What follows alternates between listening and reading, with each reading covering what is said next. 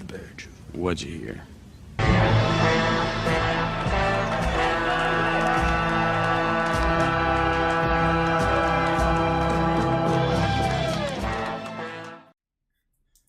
Hello again, everyone, and thank you for once again tuning into Bear Jew Aboard.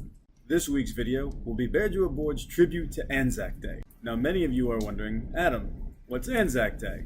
I'm assuming you're not Australian or Kiwi. ANZAC Day stands for Australia New Zealand Army Corps and commemorates the landings of the Allied troops, most famously the Australians and the Kiwis, at the Dardanelles Straits at a place called Gallipoli.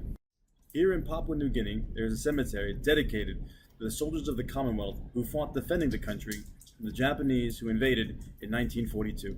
The historian in me thinks of all the accomplishments of these troops during the war.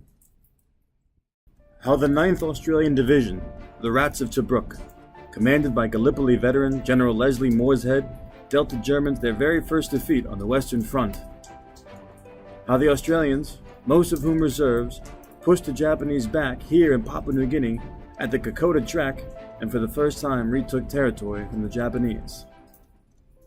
However, seeing these rows of graves brings out scores of other thoughts. Passing by the grave of Nicholas Wolfson, a young Jewish man who is laid to rest here, I wonder when the last time someone placed a stone on his grave.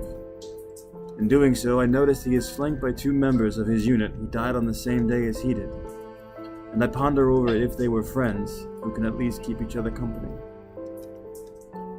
As I continue walking, I notice 2 graves with the same name, Logan.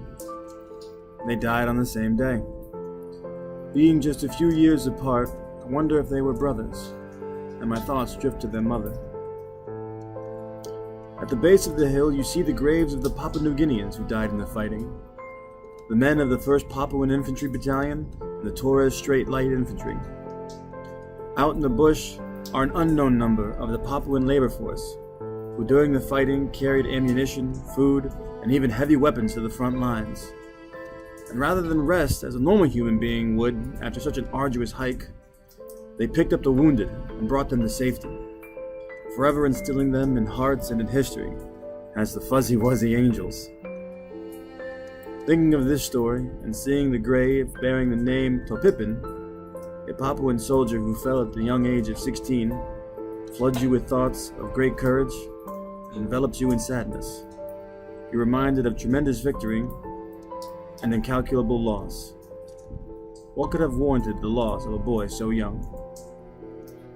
Currently, I serve aboard a ship that works to help the people of Papua New Guinea, a free and sovereign nation. Would that sovereign nation have existed in a world in which the Allies did not win? Would the Allies have won had the Japanese not been denied the use of Papua New Guinea as a base to invade Australia? Would the Japanese have been denied Papua New Guinea had Topipin, with the Papuan Infantry, or the Fuzzy Wuzzy Angels not fought so hard and sacrificed so much? Would the YWAM PNG be able to help the people in Lae, Milne Bay, and Buna had these men not fought there so many years ago? Walking, you can't help but notice the hundreds of graves marked, "Here lies a soldier of the 1939 to 1945 war." The inscription given to those who fell as unknown soldiers. And honestly, you don't know what to fear. When you're reminded of words spoken 1,000 times over and will probably be spoken 1,000 times again. They shall not grow old, as we that are left grow old. Age shall not weary them, nor the years condemn. At the going down of the sun, and in the morning, we will remember them. At the top of the hill this cemetery sits on is a grouping of columns bearing the names of the fallen, and in the center is a compass. This compass has points on it with names of places like Port Moresby, Perth, and Darwin.